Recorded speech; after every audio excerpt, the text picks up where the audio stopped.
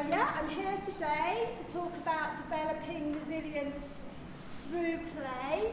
Resilience, what is it? What do we mean when we say resilience? I'm going to throw it out there. I know people don't always like that, but there's not a right or wrong. I'm just interested in concepts of resilience. So what would people say that resilience is? I'll put it up there, I guess. So you can...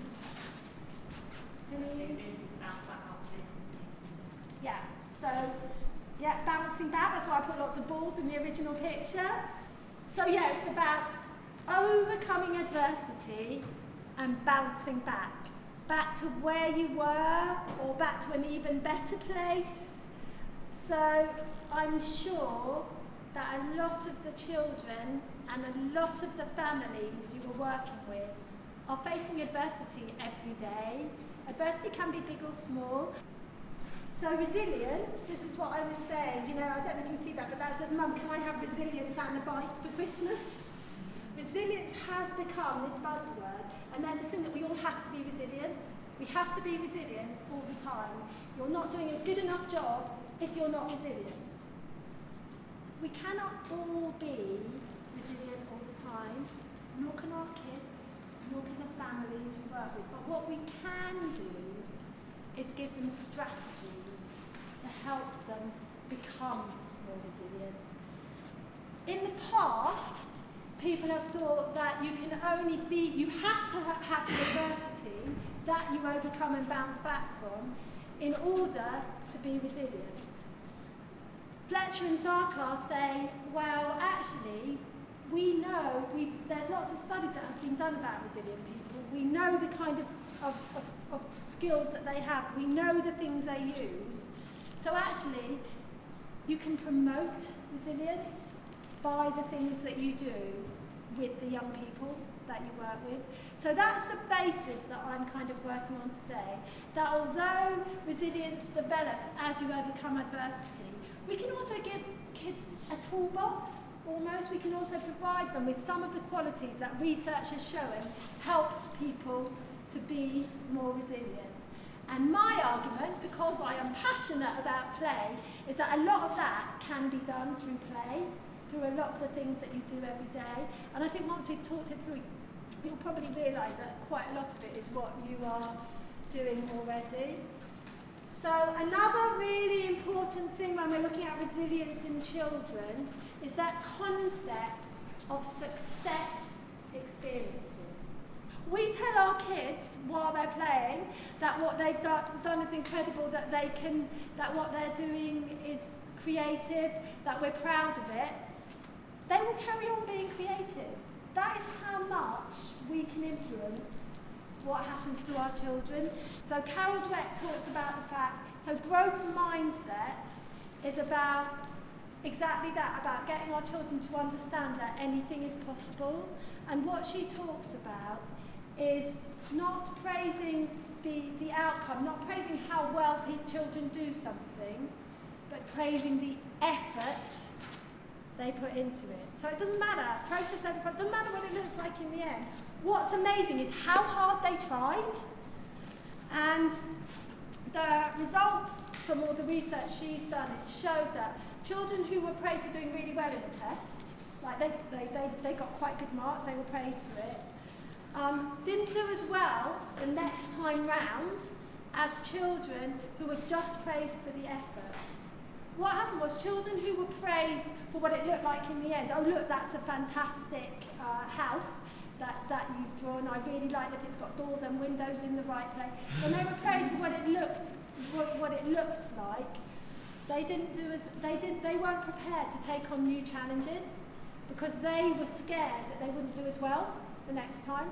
If you're already at the top, the only way is down, so don't risk it, don't try, just stay where you are or go for easier.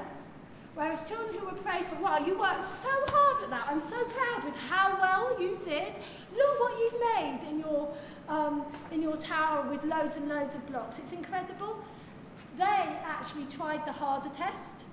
Even though they might not do so well, they didn't mind because they were excited to try and face the challenge because their experience had been successful in the effort they put into it. So they have that sense that whatever you do, you're likely to get praise for it. That's a success experience. And resilient children are those who have experienced a lot of success in the form of praising for what they do, not what they have accomplished. Play is interactive, play is creative. It is not about sitting and touching a piece of plastic. So when we're talking about resilience through play, I am thinking of play in the way that Einstein talked about it, which is that play is the highest form of research. Play is where children relive what's going on at home. Play is where children dare to talk about things they can't talk about if you're just asking them questions. Play is where children escape. Play is where children explore and learn. Play is where we start to help them develop resilience. But being creative is part of being resilient. So what we really need to do through play is nurture that creativity. We can celebrate success all the time when children are creative. If you are creative, everything you do is successful. So interactive play, which is the kind of name that we've given this, is open-ended. So it is always open-ended, creative, imaginative, and I hope empowering, and that whatever you start with will end up being something. But it's really important that it doesn't have to be anything in particular. So it's really important, and I know most of you, I'm sure none of you will do this, but you know not to go away and say, so use all those materials to make a boat. That's not what we're here for. We're here to let them start with what they've got and build whatever they want to build in whatever way they want to, and share those stories and share that creativity. So it helps children. Would you agree with this? Problem solve, share, turn, take, listen. Would you say that was going on in what you were doing? And really rarely do children fight in this, because there isn't a right or wrong. They just tend to run with it. They'll run with what they're creating. So rather than getting into a fight about who's building the biggest tower or whose turn it is on the bike, they're taking it in turns, they're sharing ideas, they're creating something together. It builds self-esteem, self-belief, and creates success experiences. Can you see how that would feed into it? Well, I hope you can. But what's important is, so I've said natural objects, they're not all natural because pipe cleaners are not natural and straws are not natural, but they use objects that are tactile, visually inspiring, children are familiar with, and they turn them into something that they can create with, which means that when they find them at home, they can carry on doing that as long as we've warned the parents and the parents have something. But in general, they're things that children might well have at other times. So I'm going to pass this around. In here is all the things that you, so the qualities that you are. So if you're saying I am, what is one thing that you think you are that you're proud of? And this is, we're going to choose, it's not a marble, it's a quality. Tell us bravely what you think you are, and then you keep this marble in your pocket or in your bag and remember, hey, I'm really good at this. I'm really proud that I am like this. I could tell that some of you found that hard.